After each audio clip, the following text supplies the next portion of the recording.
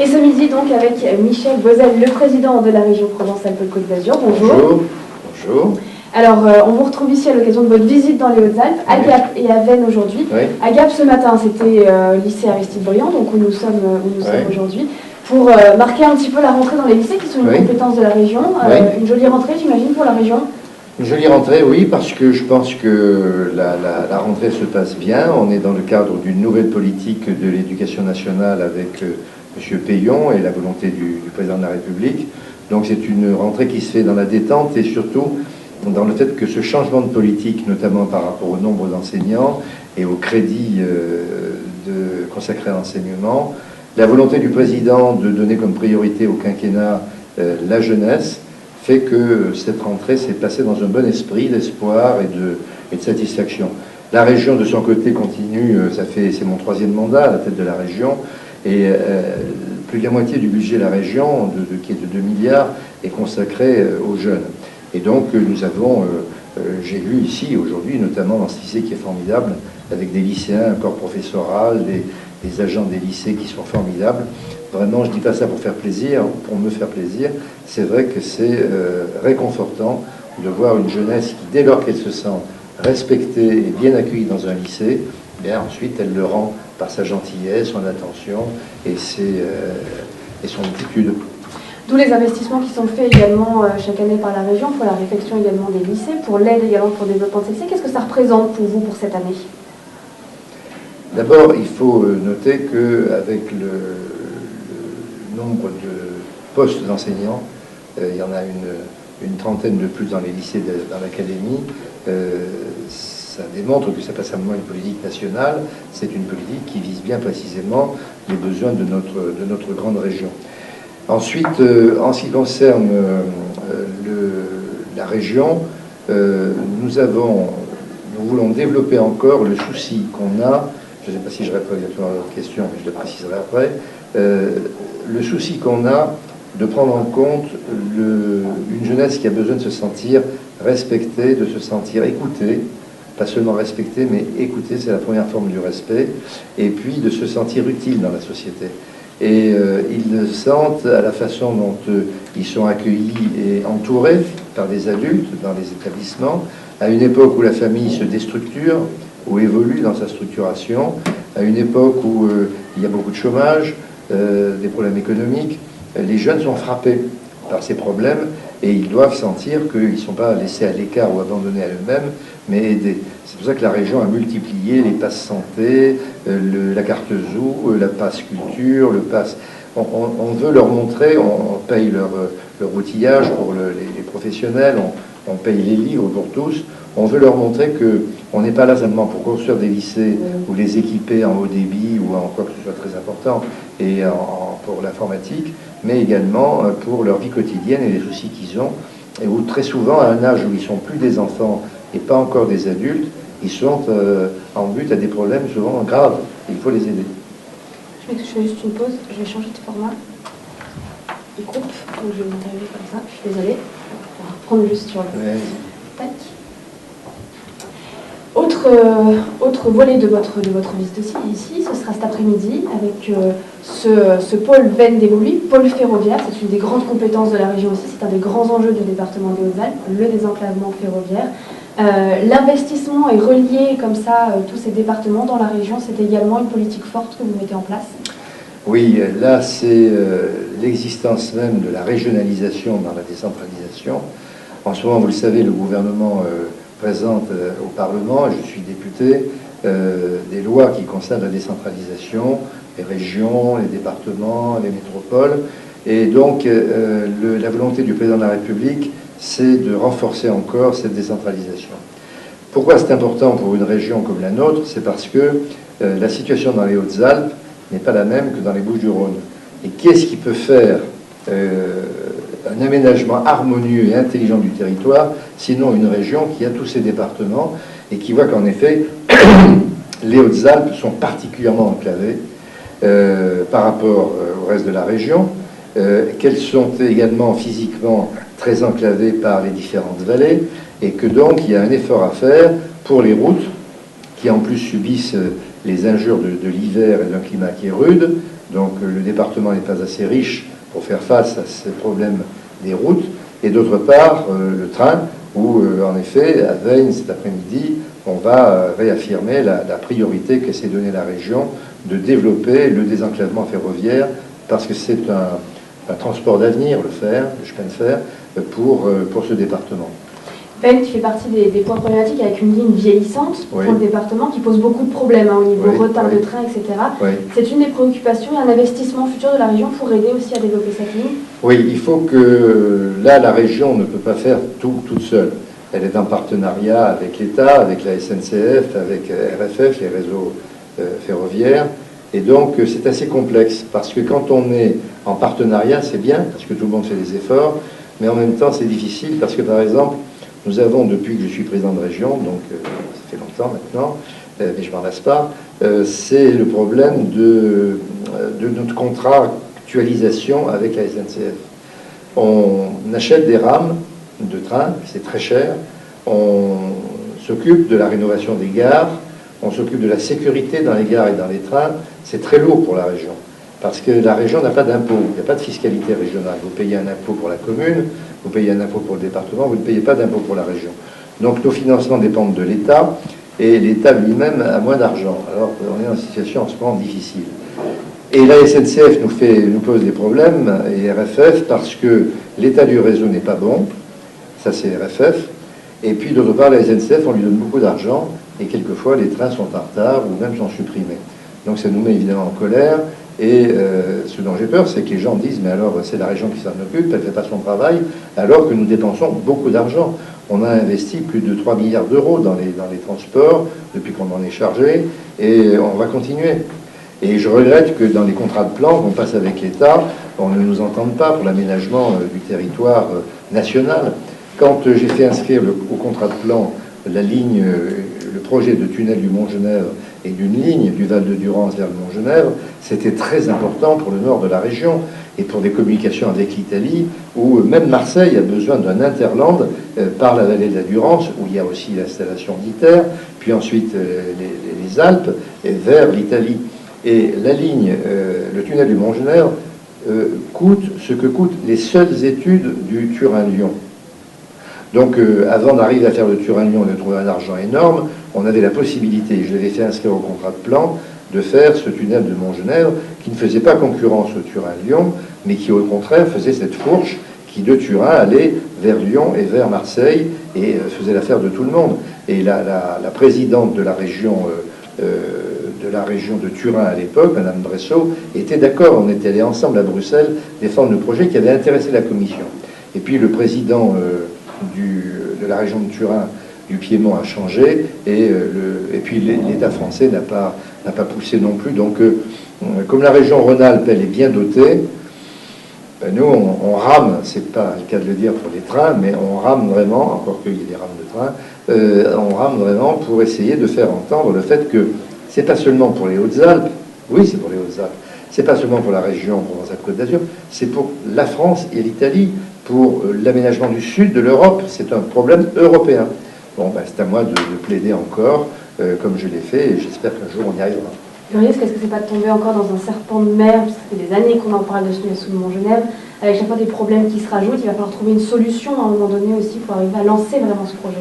Oui, mais je ne suis pas commissaire européen, et puis l'Europe en ce moment a une politique qui est conduite par la droite européenne au Parlement et à la Commission. Ils n'ont pas forcément les mêmes idées en matière de services publics et d'aménagement du territoire que nous.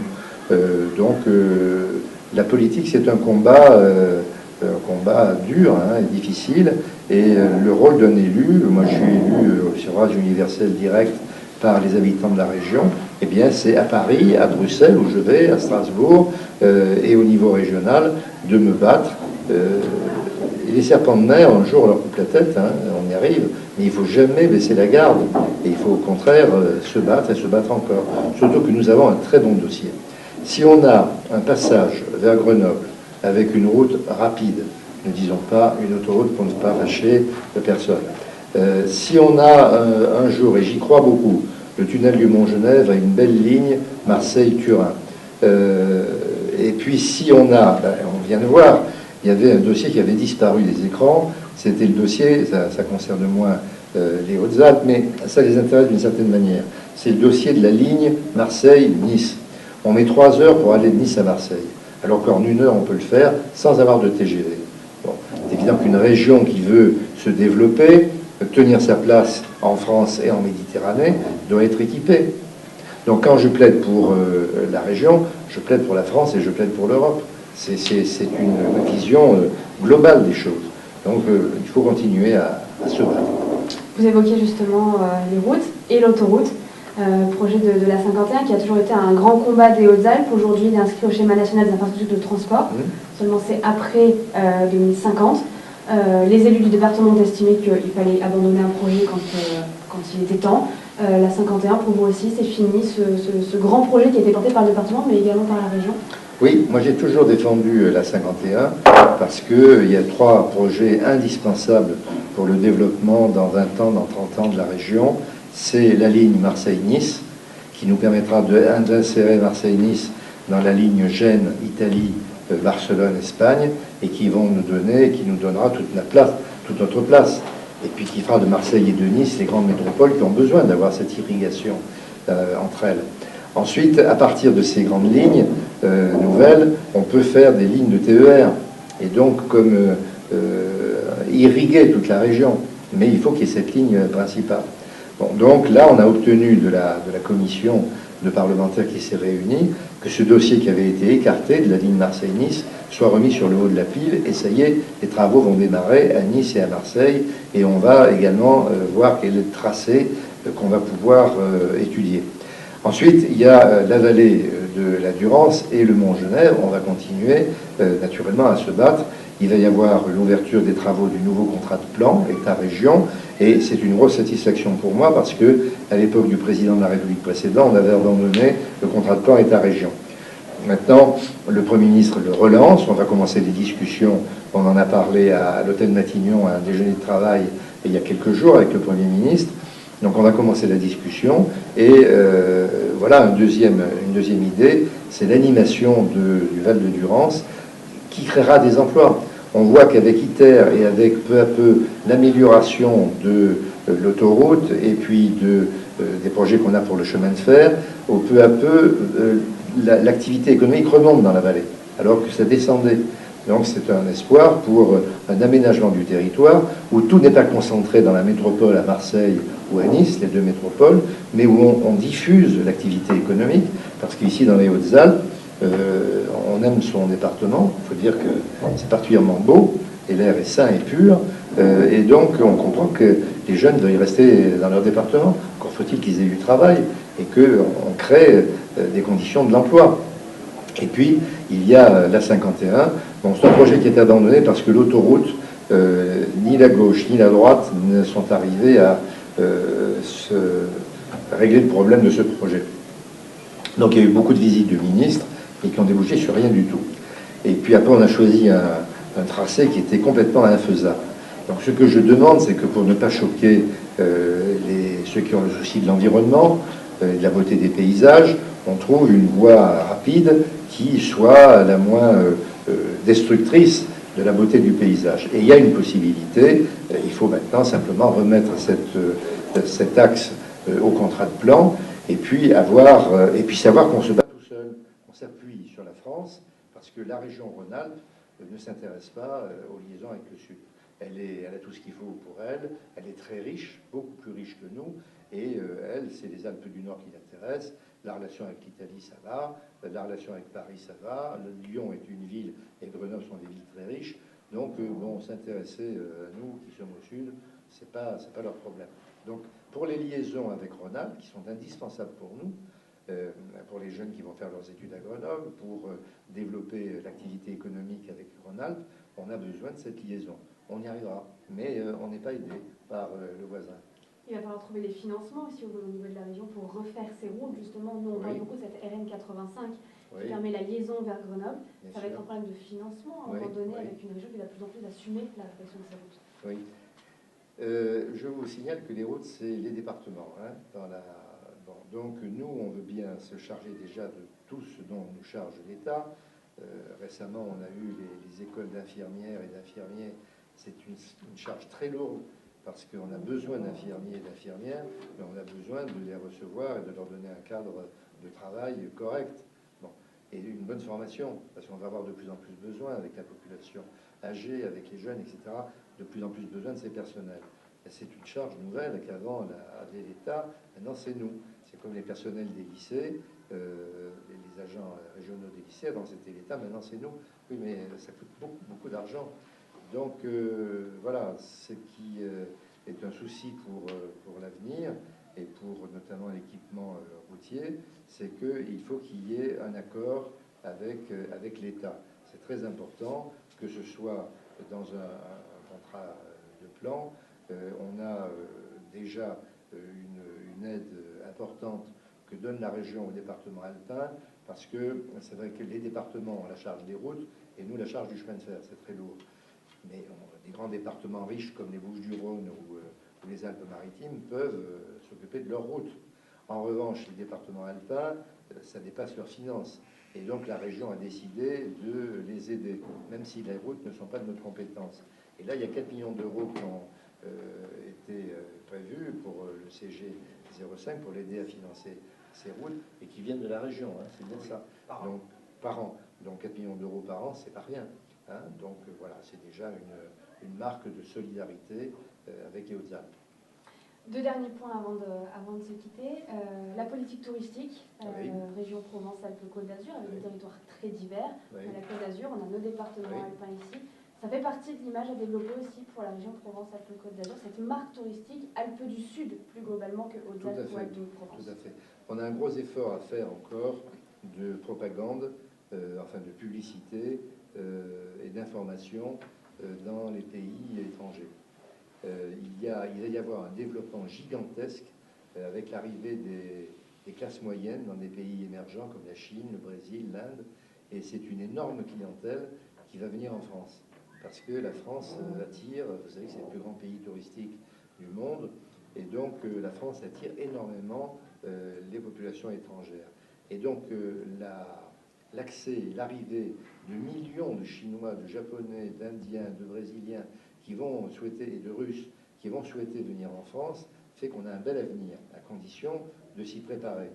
Et il faut que les Alpes du Sud développent leur propagande, et ça la région y veille, et y veillera, parce que ici, on doit développer encore les équipements d'accueil, l'hôtellerie, la restauration, les endroits de vie, les cafés, etc., et puis les équipements.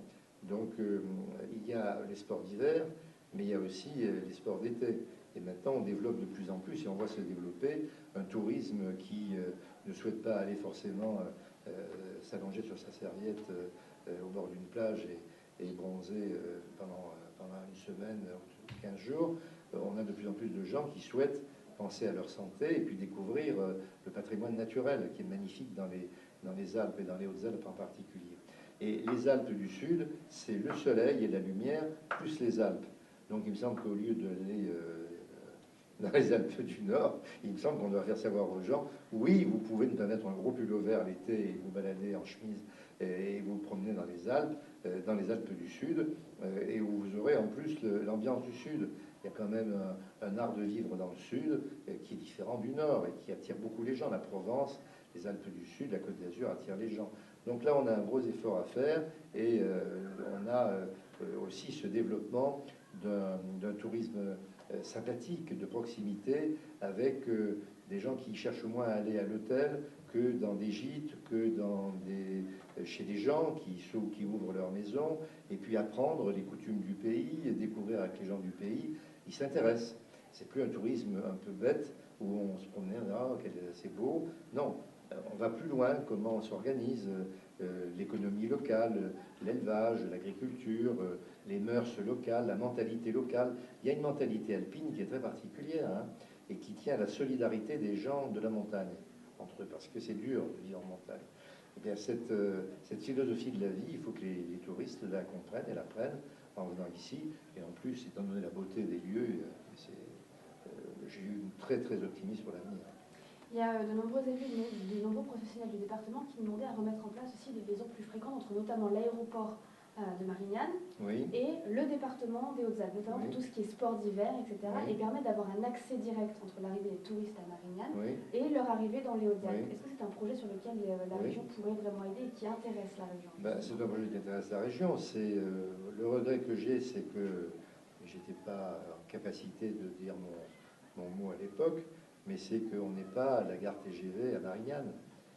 Bon, alors maintenant on a réglé le problème avec une liaison entre la gare TGV d'Aix et Marignane, mais c'eût été intelligent, comme à Paris ou à Lyon, d'avoir la gare TGV qui passe sous l'aéroport et qui soit sous l'aéroport et qui permette aux gens de passer du TGV à des lignes vers les Alpes de manière plus facile.